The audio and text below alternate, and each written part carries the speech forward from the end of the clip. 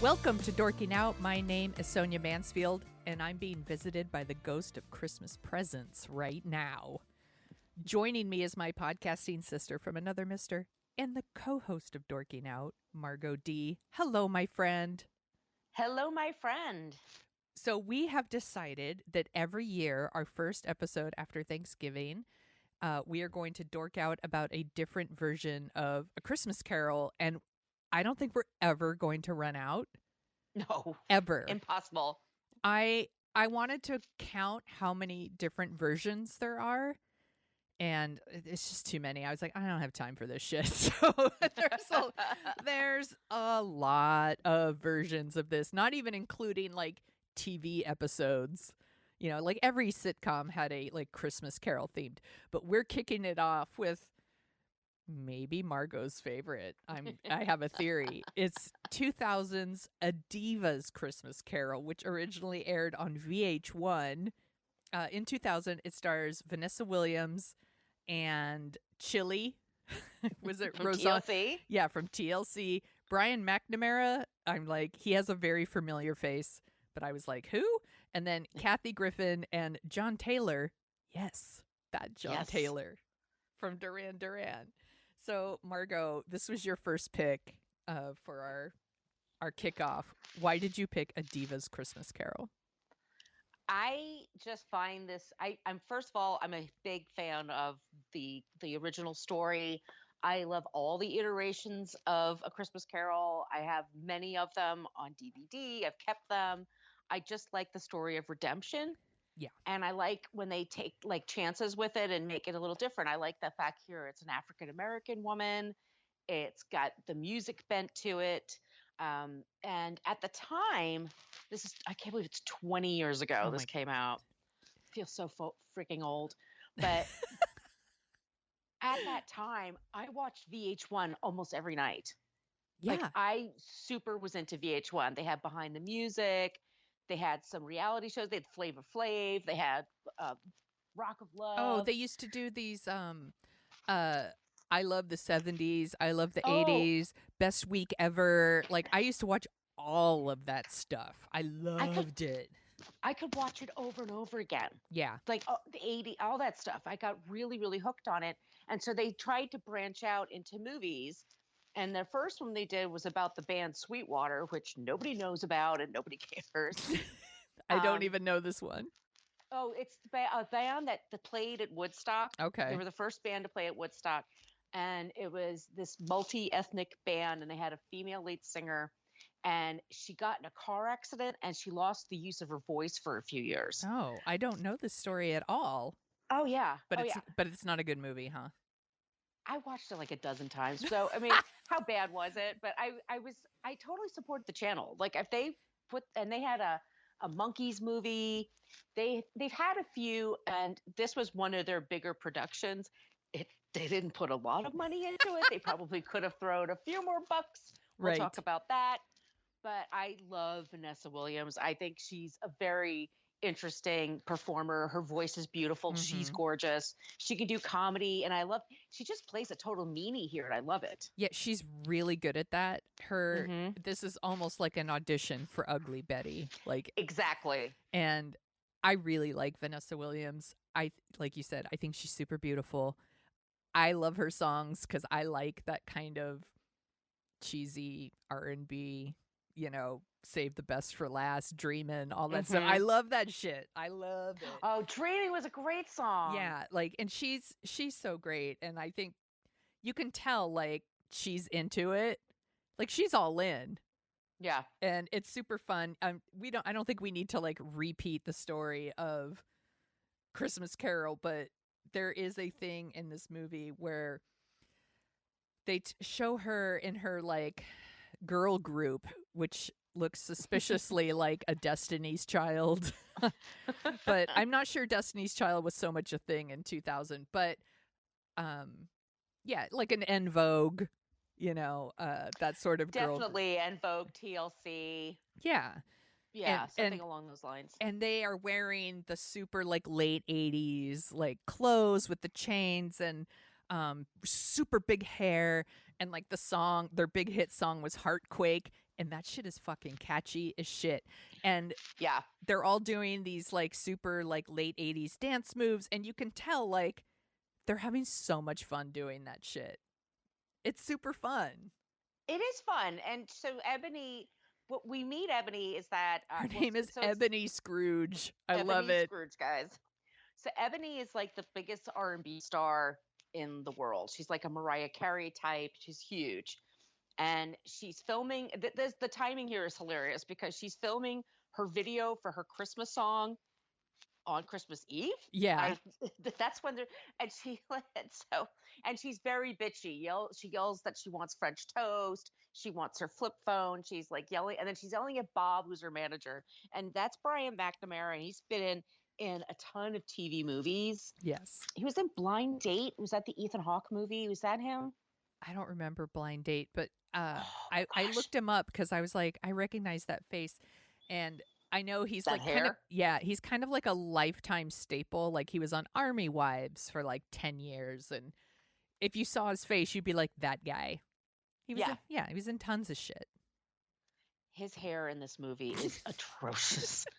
Oh my God. There's a few places, like I said, that could have put a little extra time, put a little extra money into it. Yes. But he's her beleaguered manager, and he's married, and his kid is his name Tim in the movie? Yes. Yeah.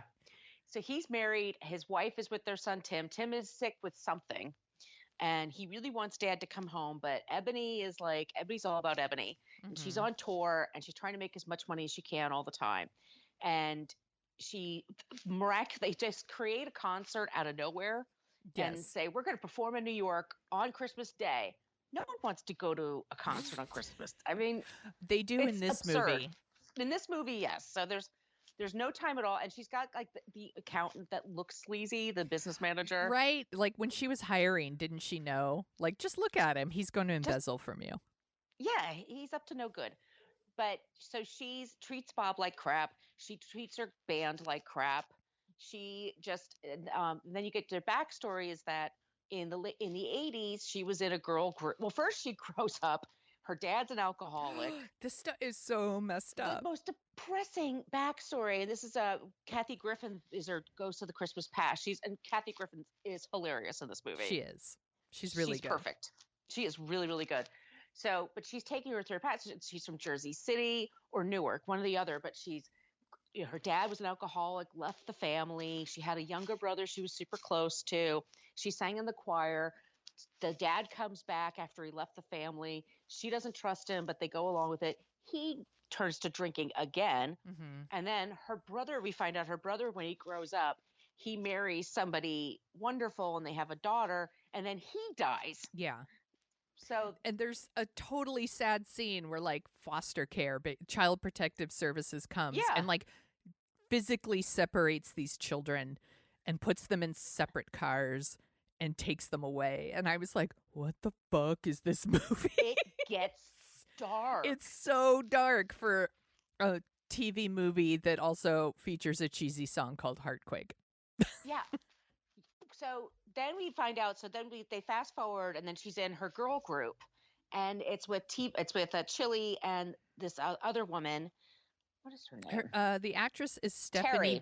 Yeah, the actress is Stephanie Biddle, who I don't recognize from anything else. So Marley Jacob is Chilli. Yes. And then we have Terry Freeman. And so she does the thing that Diana Ross did, which is like she takes over the group. Like she just stands front and center and moves the mic around so everybody focuses on her. And the band, we're told, is that, like you said, Heartquake gets stuck in your head very quickly. It's super catchy. And then, but the girls are jealous of the attention that Ebony's getting, and Ebony's dating Bob at this time. And then Marley, we find out, Marley visits her first, as like Jacob Marley in the original story. So Marley visits her and says, turns out she died in a car accident. And then you find out she was on drugs and she got in a car accident. She killed people along with herself. So God is putting her in chains, and she's got to walk around with these chains. By the way, she looks beautiful. She looks amazing. I'm like, oh, yeah, I could tell you're really tortured.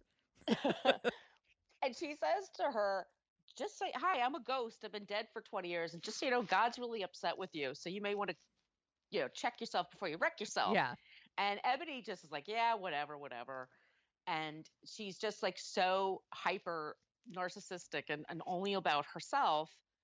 And then the best part is we get her in the modern day, and it's John Taylor from Duran Duran. Mhm. And John he's so Taylor. dreamy. Oh, he looks great. He does. He really does. He does. He aged really well. So plays the ghost of Christmas Present, and he's taking her around, and she realizes that Freeman or Peggy, I'm sorry, Terry Freeman, Terry hit the skids after she left the group in a big way. In a big way. She's basically like living in she's in subsidized housing. Yes. And she was having somebody who brings their meals to her, and they're like, hey, at the church tonight we'd love to have you come sing for us. And she's like, nah, I don't do that anymore. And Ebony just doesn't seem to care. And Ebony like sees that Bob's wife and son, that his marriage is like, how do these people meet, by the way? Like, I know. I wondered but the same thing. I was like, even if when their son gets better, and I think we all know his son's going to get better, that marriage is not built to last. No.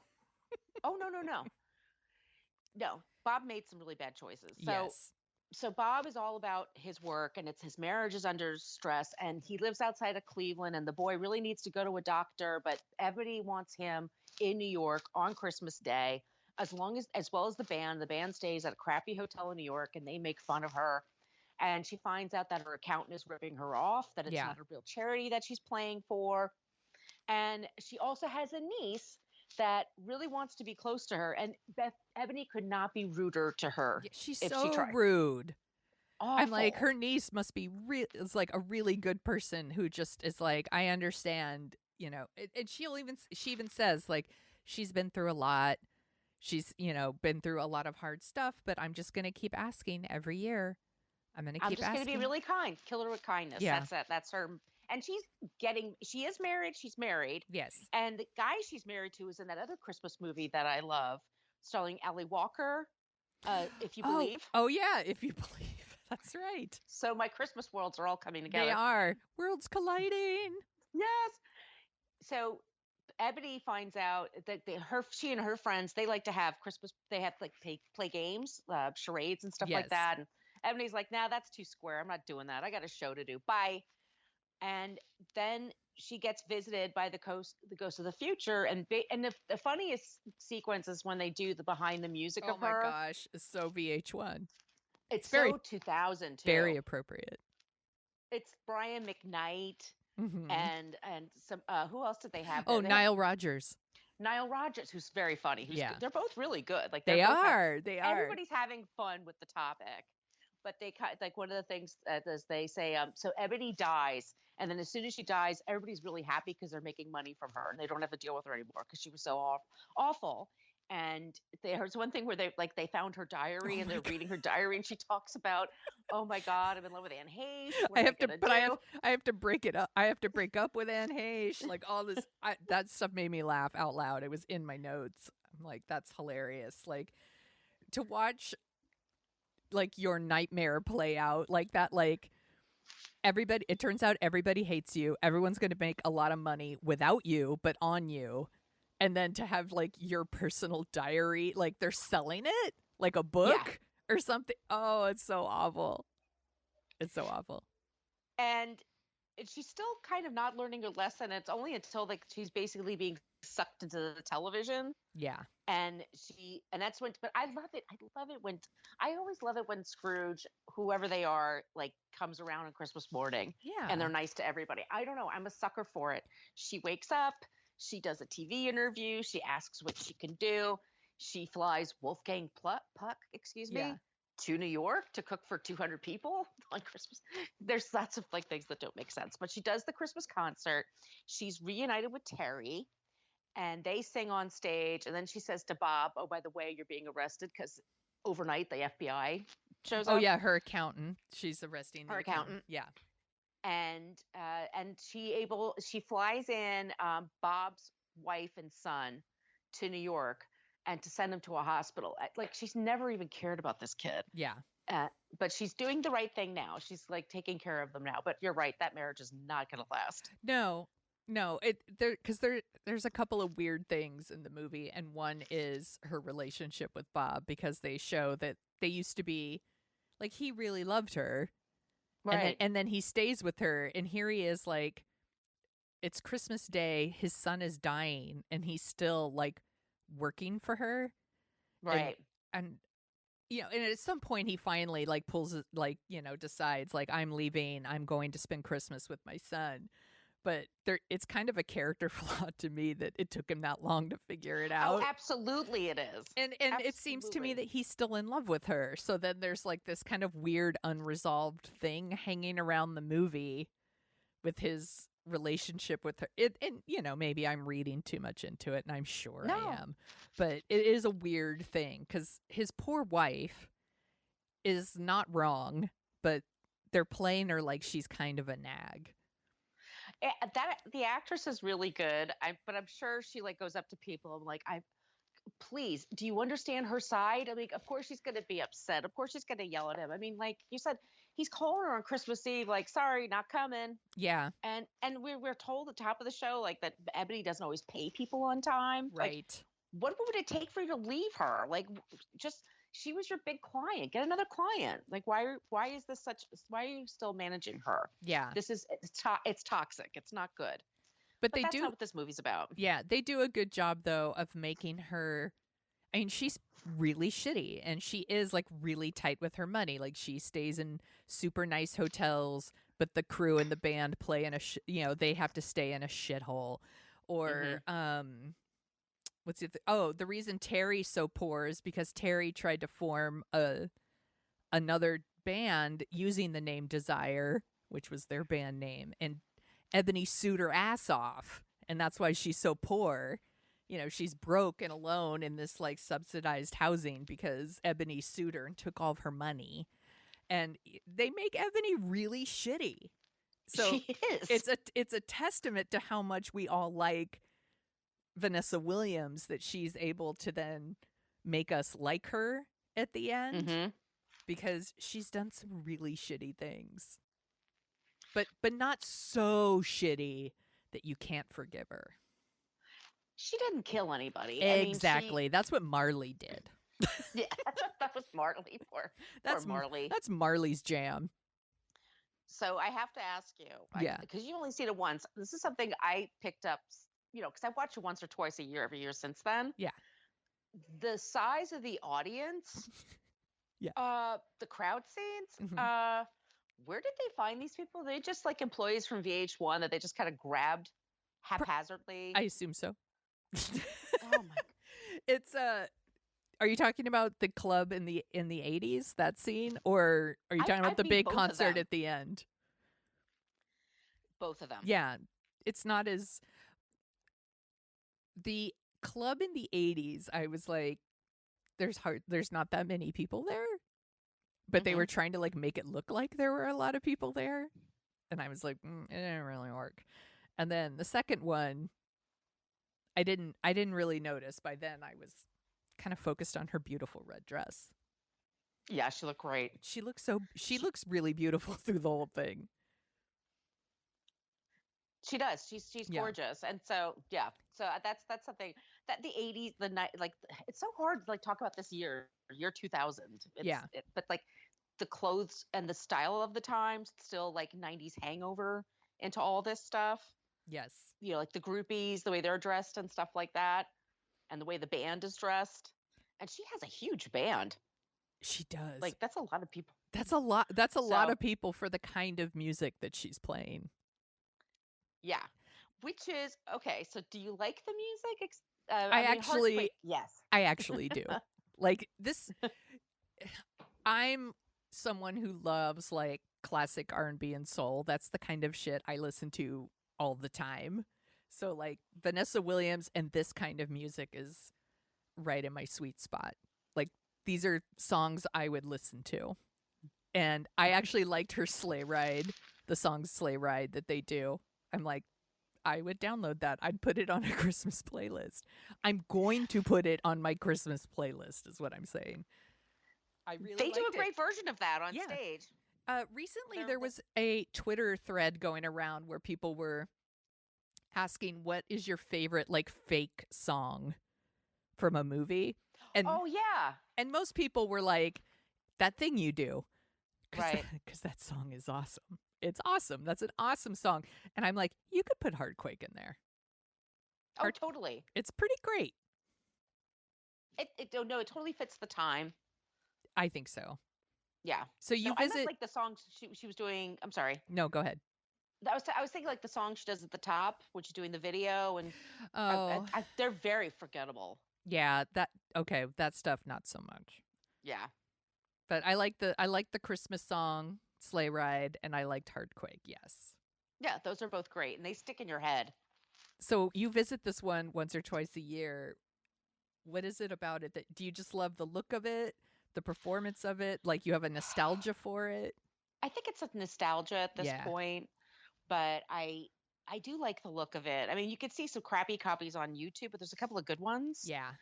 that are really. I think it looks great. I think Vanessa Williams is great. I think Kathy Griffin is hilarious. John Taylor's really good.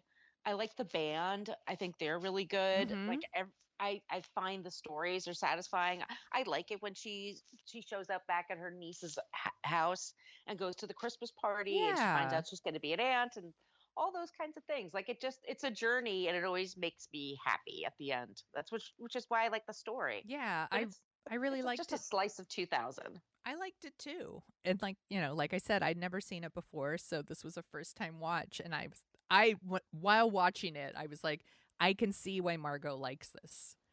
Aw. And I liked it too. I was like, yeah, this is a perfectly like enjoyable version. It's got some dark parts where I was like, holy shit. But other than Yeah. that, I really, really liked it. And I think it's kind of bullshit that it's not streaming on a proper platform. I shouldn't have to go to YouTube to watch A Diva's Christmas Carol. I want to see with closed captioning, so I agree with you. Like I want all that shit in there. Like, But maybe it's the music rights or something. maybe I'm like, why isn't this on Netflix or, well, not Disney Plus, but even Amazon Prime? Like, why isn't it for rent at least? Like, it doesn't have to be free, just for rent. All the shit you can fucking stream on these platforms, and we can't watch A Diva's Christmas Carol? Come on. And I know it has fans. Like it does. I did like a little cursory like search on Twitter, and there's all kinds of people who are like, why can't I stream A Diva's Christmas Carol? And I was like, fuck yeah. Why can't you? That's bullshit. I think you found a new cause now that the election's been Yeah, solved. right. I'm gonna start pouring all my money into petitions to get A Diva's Christmas Carol on streaming platforms.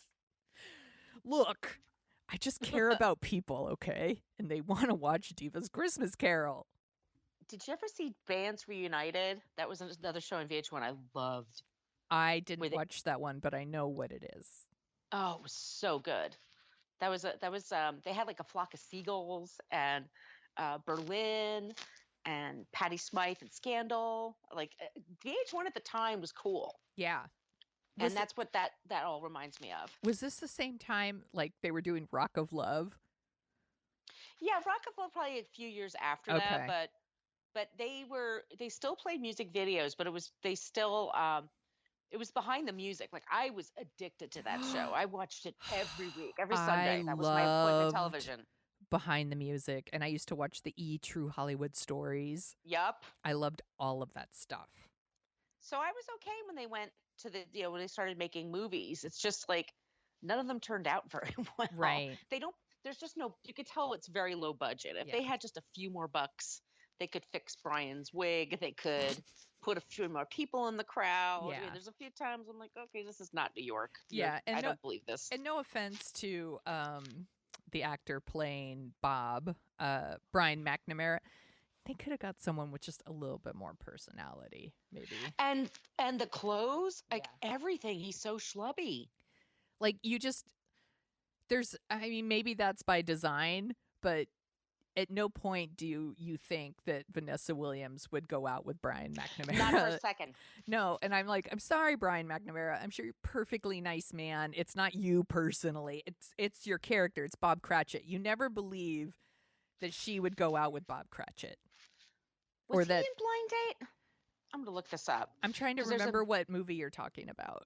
Blind Date. It's with I'm thinking of, when I think of Blind Date, I think Bruce of that. Willis. Yeah. No, let me see. It's Brian McNamara. Oh, Ethan Hawke.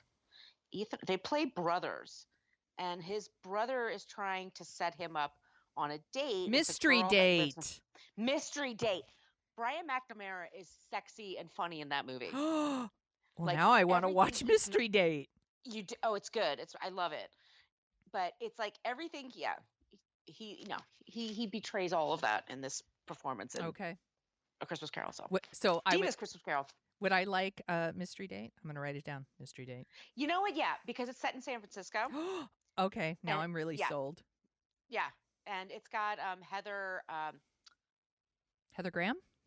Yes, it's got Heather Graham, Ethan Hawke. I'm trying to think who else. But anyway, all right. It's really. It might be dated. It could be very 80s. I'm sure it is. But I used to, like, when I would go to the theater, it was like the $2 theater. That was one of the places that they played it, and I would watch it. I watched it a few times. What is your favorite version of Christmas Carol? I assume you've read the book. I haven't read the book. Or anything like that, so. We did it for book versus movie. I have so many of them. I like the Mr. Magoo. That's a really good one. I like American Christmas Carol with Henry Winkler. I like Christmas Carol with Sir Patrick Stewart. We watched that one last year, and I thought it was really, really good. And what's the one, Alistair? The old one that everybody likes the best. Oh, what year was that? It's not in like the 30s or 40s. It's like 38, I think. Let's see. Christmas Carol. I'm looking it up. 1938. Yeah. And it is. Where's the cast? Damn it. Oh, God damn it. No, Alistair Sim. Okay. There's a 1951 version. There's also one with George C. Scott. Oh, the Muppet Christmas Carol. What am I even talking about? So we will do the Muppet Christmas Carol one at some point because I have like a couple of favorites, and I think the Muppet one is legit great. Oh, yeah, Michael Caine? He's doing it. He's going for it in that one. I love it. And I love, and you do not love, Scrooged. I used to love Scrooge. I don't know why I got to a point where I couldn't watch it anymore. It's pretty mean. Yeah. It's pretty mean-spirited. Yeah. But I think because I watched it a lot, it played at my movie theater. I mean, well until like February, it was still playing in my theater, so I saw it a lot. So I think I watch it with some nostalgia glasses for sure. But I think the Muppet Christmas Carol one is super awesome. Yeah, it's great. I'm going to show that one to Calvin. Is there anything else we should talk about with Diva's Christmas Carol? I think this is a great one to kick it off. I'm glad you liked it. I really did. And that's why I'm so mad that people can't stream it. I'm not mad. I'm not going to like lose sleep over it, but it's kind of bullshit. That's all. Do you want to hear about some of the other top TV shows of the 2000s? Oh, I love that. Yes, please. Okay. This is in no particular order. So, Temptation Island. I thought you might get a kick out of that one. Fox had the worst reality shows. Oh, which one was this? Well, so Temptation Island was like, we put these couples on an island with other beautiful people, and then we tempt them to cheat. It was a bullshit show. They also had like Bachelorettes in Alaska, where it's like, they send like, 3 beautiful women up to like a city full of men and turn them, just off. They always like stuff about like, who's your daddy? Like ones where people take paternity tests. It's bullshit. Fox was the worst. But Temptation Island was one of those. It's really bad. Will and Grace. was very popular. The West Wing. Yep. Loved The West Wing. Crime Scene Investigation, CSI. The original. CSI. I was My- super into the first CSI for a long time. Same here. I watched it every week. I thought it was a great cast. It was really, for the time, it was Yeah. like really fast paced and innovative, and I loved it. Yeah, and it was also, I was fascinated by it because it was like a science thing. They didn't run around with guns, although I think they eventually turned into that. It was like, and then we pulled these fingerprints and we pulled some blood and you're guilty. Like, I was super into it. The Practice. Oh my God. Do you remember? Dylan McDermott? Yeah. Yeah. It was him. There was like The Practice, Ally McBeal, and Boston Legal. Yeah. Yeah. We're Trying to all- show that lawyers aren't assholes. Yeah, it was, and they were all like David E. Kelly shows. They were all like kind of connected, but I wasn't like super into The Practice, but I know people loved it. I did love this one, Law and Order.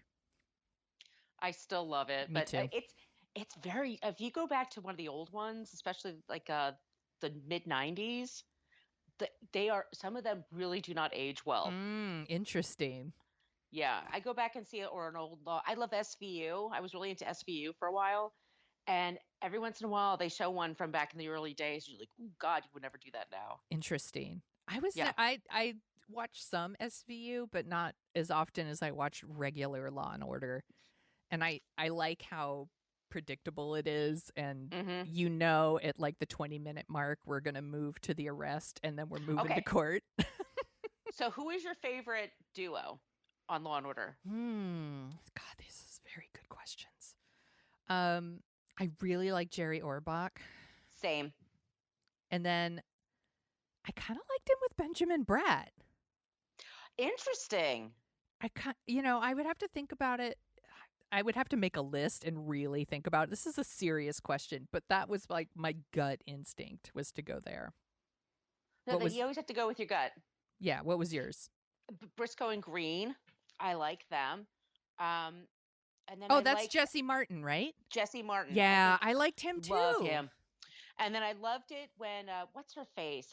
She plays Allie. God, what's her name? The prosecutor, the mean one. Angie Harmon. Angie Harmon. Oh my God, I loved her. I loved Angie Harmon too. Yeah, She was so good on that show. and I love She Sam was Waterston. so mean. And Sam Waterston's always great. I loved Law and Order. It is one of Yeah. those. It's just one of those shows that I would watch Yeah. it right now if it's on. I'm like, sweet, Law and Order's on. Everybody Loves Raymond. Very funny show. Friends. Eh. I'm like, I watched Friends. It's fine. This show was on like 3 nights a week. Who Wants to Be a Millionaire? Do you remember that? It was oh my God, in- that was such a thing. Insane. Every night I turned on the TV, I was like, oh my God, Who Wants to Be a Millionaire is on again. It was on every night. And I watched it quite often. It was super fun. ER. Oh God, I was really into ER for a while. I loved ER. Yeah. And then number 1 was Survivor. I liked Survivor the first couple of Yeah. seasons. I have friends that never miss it. That and The Amazing Race. Like Yeah. those are their shows. I don't watch them anymore. This- I don't, there's too much to watch. Yeah, there's the this is the first Survivor. The very first Survivor. With Richard? Yeah, I didn't really watch it. I wasn't like, which is funny because I was actually like working TV critic at the time. So like, I knew Survivor was a thing. Like I saw the first episode and I was like, yeah, sure. But it was huge. Everyone loves Survivor. I was like, meh. It wasn't my jam. It was different for the Yeah. time. Yeah, there's a lot of those kind of shows now where it was interesting to watch people totally devolve into Yes. like nakedness and starvation and cruelty. It was novel at the time. Now we get Yeah. we get it all the time. I really liked Amazing Race. That's the one that I used to super love. Yeah, because it took you around the world and they Yeah. were problem solving. Like you had to be clever. Yeah, I to win. liked that one. Yeah. And then, we've talked about this before. I liked American Idol. That was my other one too. And I used to vote every week because I was like, why would you watch it and not vote? I don't understand.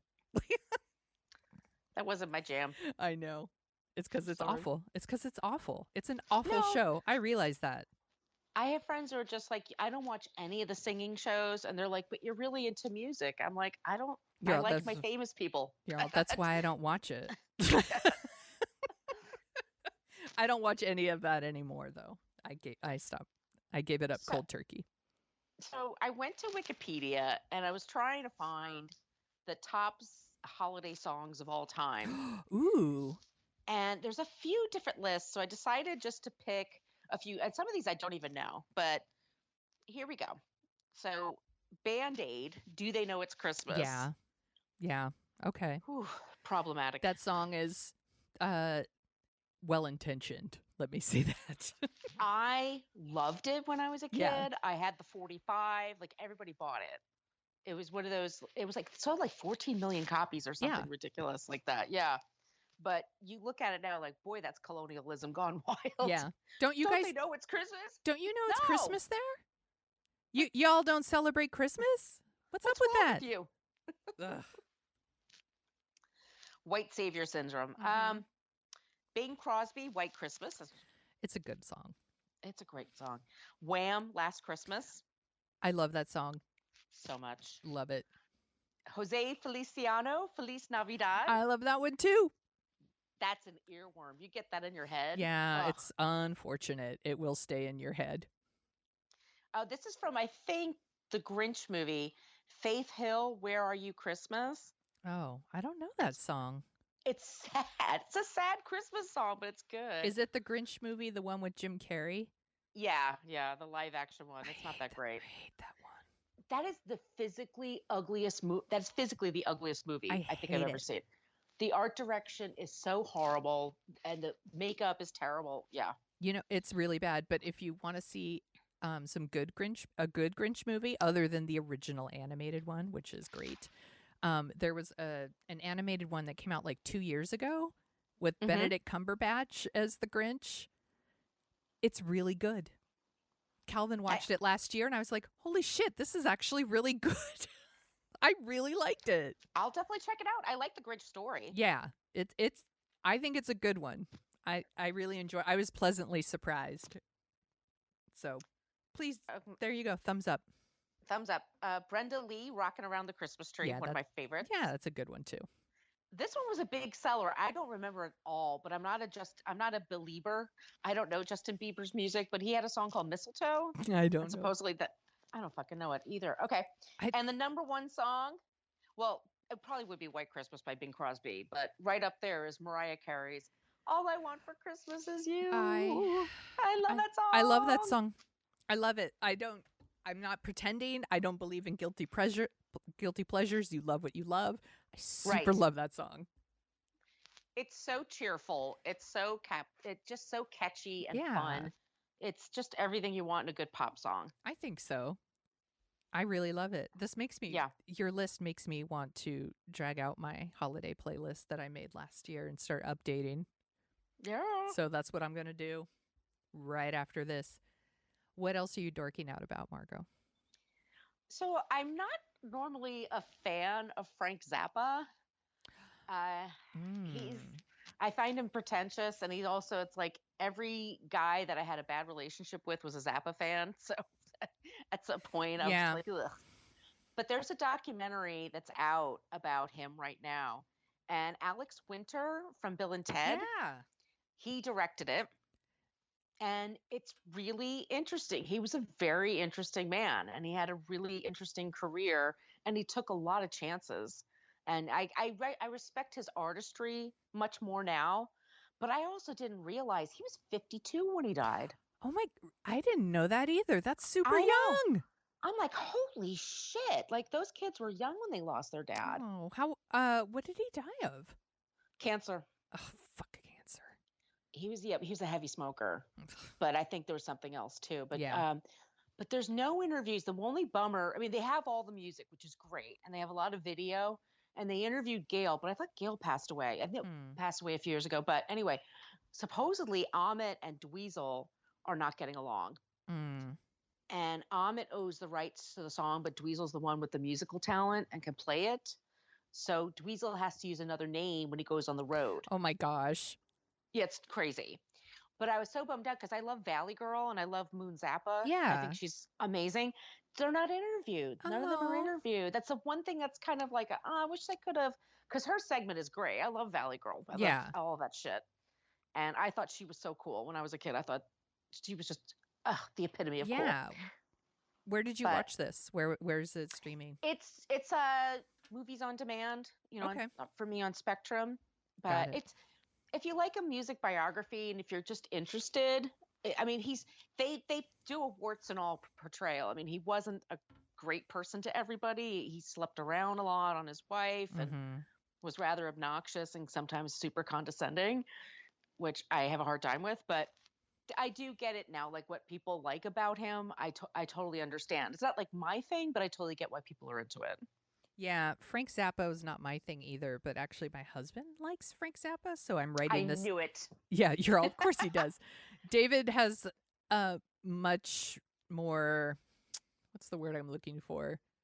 Let's just say different. He has different musical tastes than I do. Right. Oh, Whereas yeah. I'm super mainstream and poppy, and he's more, I really like the Kinks and Frank Zappa and all that. So I will put this down, and he'll want to watch it. Interested. Yeah, I'd be interested in what you had to say about it.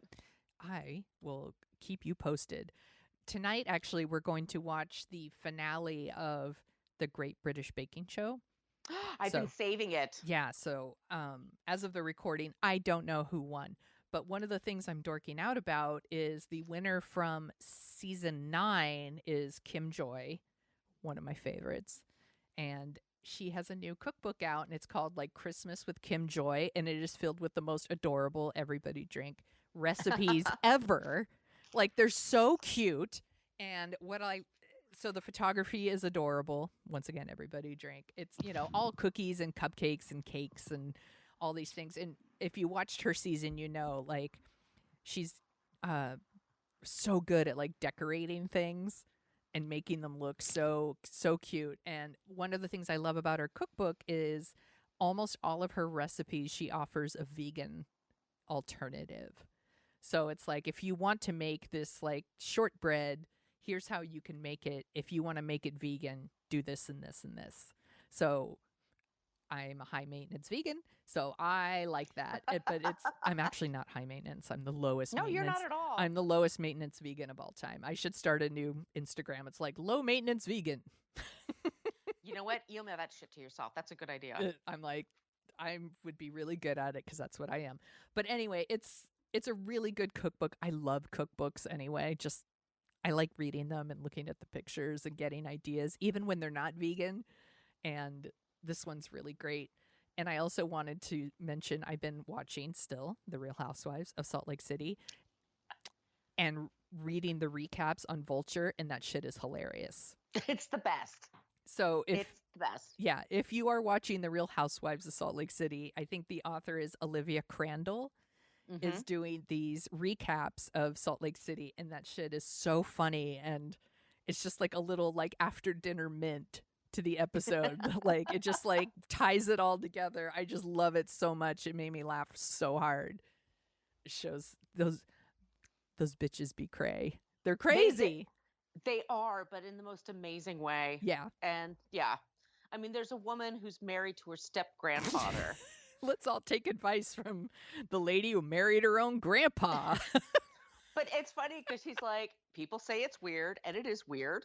Yeah. I get it. Like, she's a little more, but she has a son with him, and he's 17, he has a girlfriend, so she wants to send him off to boarding school just because he has a girlfriend. Right. It's like, aren't you going to miss him? Like, what are you doing? But anyway, that's what makes the show great.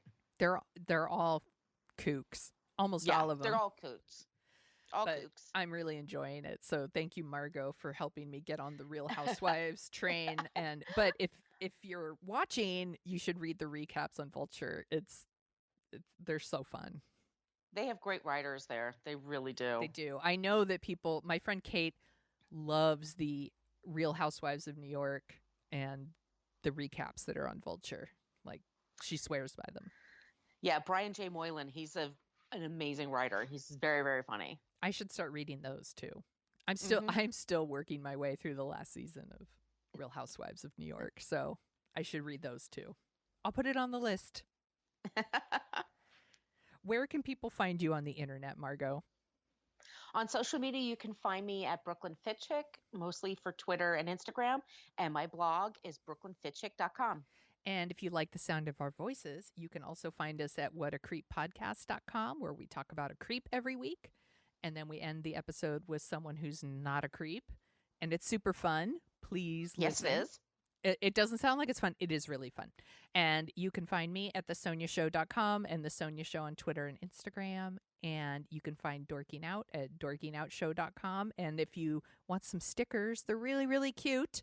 And we got a new logo, actually. So I'm going to, you know what? I have to make new stickers. I'm writing this down. New stickers. Yep. But if you want some of the old stickers, get them while they're hot, because we're going to have new stickers soon. And if you're listening on Apple Podcasts and feeling generous and want to give us a 5-star review, I'll be your best friend. And this was super fun. I'm super glad that we kicked off our new thing, our new tradition, and that we kicked it off with Diva's Christmas Carol. That's awesome.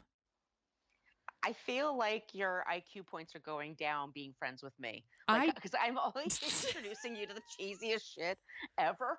That is not true. You have done nothing but make me a better person, Margo. Aw. You are my ghost of Christmas present. Thank you.